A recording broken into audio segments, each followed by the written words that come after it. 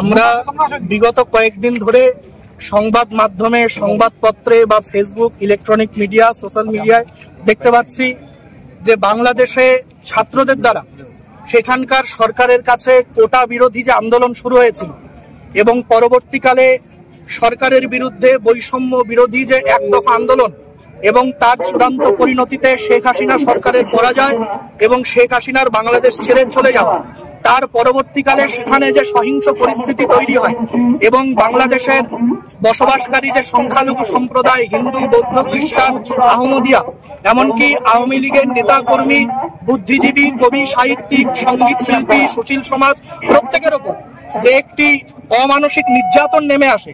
বিশেষ করে সেখানকার যে তৎপর মৌলবাদী গোষ্ঠী, তারা সংখ্যালঘু হিন্দু সম্প্রদায়, তাদের বাড়ি ঘর, ব্যবসা প্রতিষ্ঠান, মঠ মন্দিরের ওপর হামলা করে।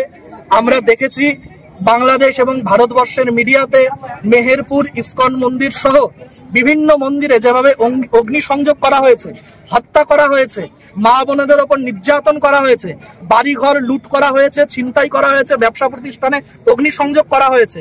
সেখানকার হিন্দুরা বিপন্ন। তাই সারা ভারতবর্ষ জুড়ে প্রতিবাদের আওয়াজ উঠেছে।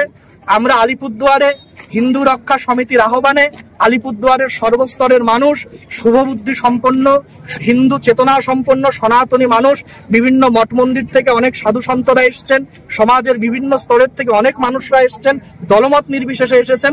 আমরা মাননীয় জেলা শাসক মহাশয়ের কাছে এসেছি একটি ডেপুটেশন নিয়ে। আমাদের একটাই দাবি যে কেন্দ্রীয় সরকারকে এই দায়িত্ব নিতে হবে, কারণ বাংলাদেশ আমাদের প্রতিবেশী দেশ। 1947 সালের আগে তা ভারতবর্ষের অবিভাজ্য অঙ্গ ছিল। তাই সেখানে যদি কোনো দুর্ঘটনা হয় সেটা আমাদের জন্য বেদনাদায়ক। তাই সেখানে বসবাসরত সংখ্যালঘু হিন্দু সম্প্রদায় তৎসহ সেখানকার যে সুশীল সমাজ প্রত্যেকের জীবনের নিরাপত্তার দাবি সুনিশ্চিত করতে কেন্দ্রীয় সরকারকে বাংলাদেশ সরকারের সঙ্গে ডক্টর মোহাম্মদ ইউনূসের নেতৃত্বাধীন যে অন্তর্বর্তীকালীন সরকার তৈরি হয়েছে তার সঙ্গে আলোচনা করতে হবে এবং সর্বস্তরের মানুষের, বিশেষত সংখ্যালঘু মানুষের নিরাপত্তা সুনিশ্চিত করতে হবে। এবং বাংলাদেশ সরকারের কাছেও আমাদের দাবি সেখানে সংখ্যালঘু মন্ত্রণালয় তৈরি করতে হবে, অর্পিত সম্পত্তি যে আইন সেই আইন বাতিল করতে হবে এবং বাংলাদেশের যে জাতীয় সংসদ সেখানকার সেই জাতীয় সংসদে হিন্দু সম্প্রদায় সহ অন্যান্য সংখ্যালঘু সম্প্রদায়দের জন্য 10% আসন বরাদ্দ করতে হবে। এটাই আমাদের দাবি মাননীয় কেন্দ্রীয় সরকারের কাছে। আমার নাম জয় মণ্ডল, হিন্দু রক্ষা সমিতির একজন সমন্বয়ক।